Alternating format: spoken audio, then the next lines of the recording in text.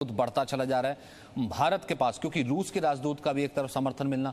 भारत के पास अब क्या मौका हो सकता है इस चीज को जो है इंटरनेशनल फ्रंट पर लेकर के जाए, क्योंकि लोगों के बीच में, लोगों में खासतौर से काबुल में जो रैली निकली है उसमें पाकिस्तान को लेकर के काफी विद्रोह, काफी गुस्सा नजर आया।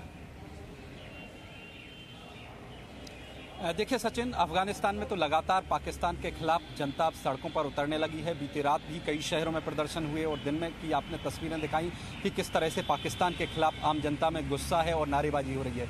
जिस तरह से पंजशीर के लड़ाकों को निशाना बनाया है पाकिस्तानी सेना ने, वहाँ अपने ड्रोन के जरिए बम वहाँ पर धमाके किए हैं। वहाँ पे कई पंजशीर के नेताओं की कहें एक तरह से पाकिस्तानी सेना ने ही हत्या की है, आप सीधे तौर पर ये कह सकते हैं, क्योंकि जिस तरह से पाकिस्तानी सेना इन्वॉल्व है उसको लेकर अफगानिस्तान की जनता में भी गुस्सा तेजी से फैल रहा है और तस्वीरें बीते रात से लगातार आ रही हैं। देखिए, जहां तक भारत का सवाल है तो भारत दो तरफा रणनीति के लिहाज से चल रहा है। एक तो ये जो उभरता हुआ खतरा है उसको देखते हुए हमारे बॉर्डर पर जो हमारी सिक्योरिटी फोर्सेस हैं वो अपनी तैयारी कर रही हैं, क्योंकि जिस तरह से आतंक का खतरा भारतीय सीमाओं की तरफ बढ़ रहा है उसको अनदेखा नहीं किया जा सकता।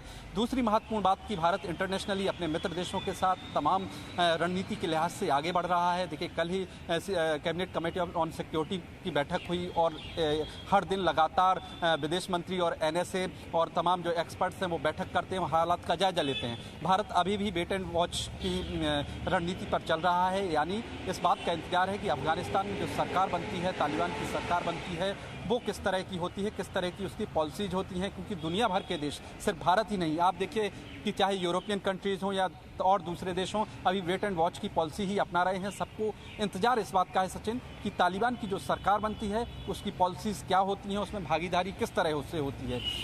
देखिए, बीते शुक्रवार को भी कहा गया था, वहाँ से खबर आई थी कि नमाज के बाद सरकार बनेगी, लेकिन शुक्रवार को नहीं गठन हो पाया। फिर शनिवार को कहा गया था, तो बीते सप्ताह इसीलिए गठन नहीं हो पाया वहाँ सरकार का क्योंकि तमाम जो तालिबान के अलग अलग धड़े हैं उनमें एक मत नहीं है, एक राय नहीं है, उनमें अलग अलग खींचातानी हो रही है। और इस तरह की भी खबरें आई कि हिब्तुल्लाह अखुंदजादा जो पहले धार्मिक लीडर सुप्रीम उनको घोषित किया जाना था, अब वो राष्ट्रपति बनेंगे। तो बहुत सारी चीज़ें, क्योंकि मुल्ला बरादर और हक्कानी नेटवर्क के बीच जो खींचातानी चल रही है, बीच में 2 दिन पहले ये भी खबर आई थी कि उनमें आपस में झड़प भी हुई है और इसमें मुल्ला बरादर घायल भी हुआ है। इस तरह की भी मीडिया के हवाले से खबरें आई थी। तो जिस तरह से तालिबान के अलग अलग गुटों में खींचतानी चल रही है सत्ता की भागीदारी को लेकर, तो अभी देखना होगा कि अगले शुक्रवार को भी वो सरकार बना पाते हैं या नहीं बना पाते हैं।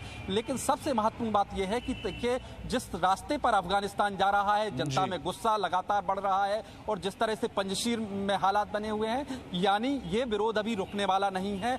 और एक अगर इसी तरह से सरकार कहीं ना कहीं होती for the people by the people, अब ना ये फॉर द पीपल नजर आ रही है, क्योंकि लगातार लोगों की आवाज को दबाने की कोशिश की जा रही है। पाकिस्तान पीछे से प्रॉक्सी काम कर रहा है, सीधे तौर पर उसने पंचशील तक पे हमला कर दिया। दूसरी तरफ बाय द पीपल तो बिल्कुल नहीं, क्योंकि बंदूक के दम पर जो है तालिबान अफगानिस्तान में आया है। अब देखना यह है कि अब जिस सरकार की बात कर रहा है वो सरकार किस तरीके से गठन करता है। बहुत बहुत शुक्रिया हमारे साथ जुड़ने के लिए। Presenting B News app available on Google Play and App Store. Download it now.